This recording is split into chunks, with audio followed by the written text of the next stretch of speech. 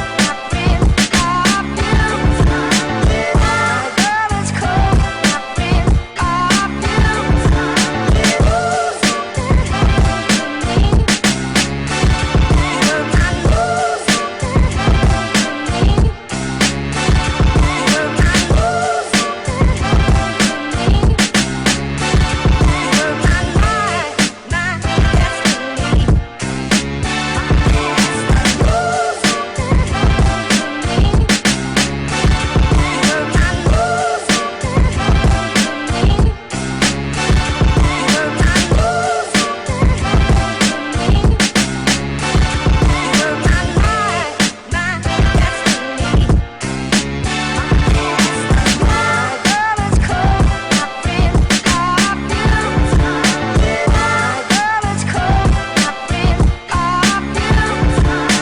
My girl is cold, I've been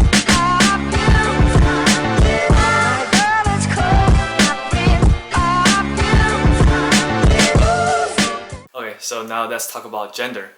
I haven't really talked about my gender class in my previous videos, so this video will focus on that. Basically, we covered pregnancy and pelvic floor. I'm gonna go over some major concepts I've learned from this module. So pregnant women, they're more at risk for a lot of different things. First one being joint hyperlaxity, excessive movement in their joints. So to treat that, you could provide support, give them braces, taping, and pregnant women also at risk for diastasis recti, which is a painless separation of the rectus abdominis greater than 2 centimeters, so basically 2 fingers width.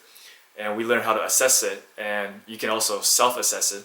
Intervention to close that separation, basically contracting and then pulling your arms together to close the separation. And also, pregnant women are more at risk for low back pain due to a lot of reasons like posture. So pregnant women tend to be more anterior pelvic tilt due to the big belly in front of you. Address their posture, telling them to suck their baby in, like toward the chest. They tend to have like forward head posture, so telling them to retract the scapula, retract the neck. And also body mechanics, very important when they're lifting. Don't lift too heavy things, and making sure you use your legs more instead of like just completely using your back. Also, that back pain could lead to sacroiliac dysfunction of the joint. Ilium, pubis, and ischium make up the innominate, and the innominate could be stuck like anterior or posterior, and we could treat that as well, teaching them some self exercises to strengthen the muscles in the posterior to correct that anterior tilt, so you can bring it more posterior, and strengthen the hip flexors, muscles in the front, so you could correct that posterior innominate tilt to bring it more anterior. And pregnant women also at risk for coccyx subluxation or dysfunction. The coccyx is a bone underneath the sacrum. Basically, I actually thought the coccyx was really close to your butthole, but it's actually a good like 1 or 2 inches away when I was palpating it. Your coccyx could be stuck in an extension position, or the ligament there could require mobilization, and you would just palpate, go down the coccyx and mob it. Pregnant women also at risk for pelvic floor dysfunction, which I'll discuss shortly when I talk about the pelvic floor. So one major precaution I learned when you're pregnant is that after the first trimester, you want to avoid being in supine longer than 3 minutes, because the way that the inferior vena cava runs, the uterus can be compressing it, causing you to be dizzy, lightheaded. So instead, you want to be left side lying or slightly lean toward the left side, putting pillows on the right side. Okay, so now let's move on to pregnancy and exercising.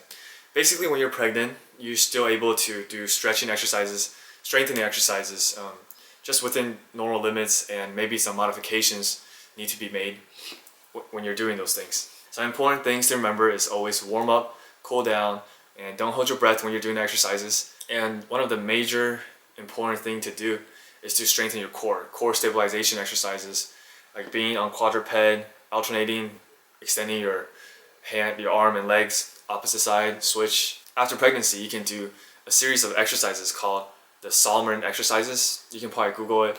It's just like 5 series of exercises that target your lower abs without straining your lower back. Okay, so now let's talk about the pelvic floor muscles. So prior to this class, I didn't even know these muscles existed. I had no idea what they were, but I know the importance of these muscles. So basically, the pelvic floor muscles, they're like a layer of muscles that run from the pubis, the pubic bone in the front, and then all the way to the back, connecting to the coccyx. And they support the bladder, and they play a major role in controlling the bladder and bowel control. The pelvic floor basically make up the base of the core. And a lot of people don't really know how to isolate and contract the pelvic floor muscle. So basically you lay flat on your back with your feet hook lying and relax everything. Relax your glutes, your abs, your thighs, and just pretend you're peeing and you're stopping the stream. So that feeling of stopping that stream is the contraction of your pelvic floor muscles. And you can actually do sets and reps with this contraction. So holding it for 10 seconds and relaxing. So that will be it for this video. I hope you guys enjoyed it, and thanks for watching.